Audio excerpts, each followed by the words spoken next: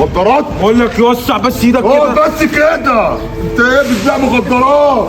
وكمان بيزعق في ابويا؟ ده انت نسيبتك نسيت. انت يالا وسع انزل لي ايه يلا يخرب بيتك يابا. ايه اللي في عينك ده؟ وحد الله مفيش اي حاجه وما تقلقش. راجل كبير بيقول لي انت واقف بتعمل ايه هنا يا؟ فقلت له انا واقف عادي، انا مش غرباوي، انا من منطقه. فراح جاي منزل لي ابنه الكبير وراح جاي مديني. فانا المهم انا على الحلال من ديني، انا ما هحله. وتعالى معايا يا وزه عشان كده الحوار كبير. سكه شمال تاني يا جبه. اقول لك على حاجه، حقك كده كده هيجي، واللي خد منك عين هنجيبها 2. يلا يابا. انا عارف اللي خد مني عين هجيبها 4 مش هجيبها 2. يلا بينا يا مظبوط. ايه ده اخويا الكبير موجود؟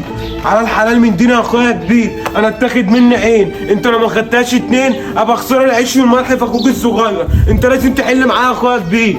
ما تهدى، انا داخل على ليه كده يالا؟ ايه اللي حصل فيك يا؟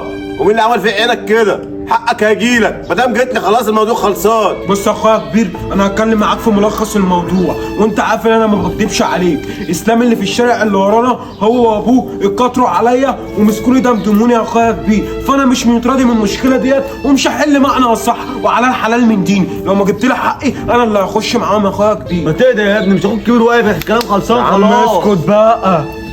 ايه ده؟ انا شويه يالا مش احمد حماده واسلام اللي عملوا فيك كده. انا اعرف اجيب لك حقك منهم، بس على الحرام من دي لو كلامك ما طلعش مظبوط انا اللي هزعلك. يا ابني انا مش كلامي ده صح. ايوه صح.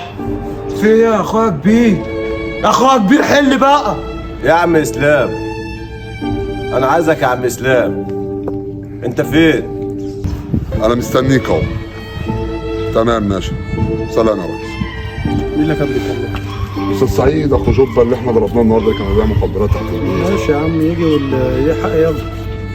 بس مش انا عشان خاطر بس فاتحين راجل محترم ودنيا، بس هم اخواته بقى ليله الادب هنعمل. ماشي اتربى. طبعا ده بعمل سعيد. الله يستر والسلام. انتوا لازم تلبسوا نظارات ابدا. طبعا.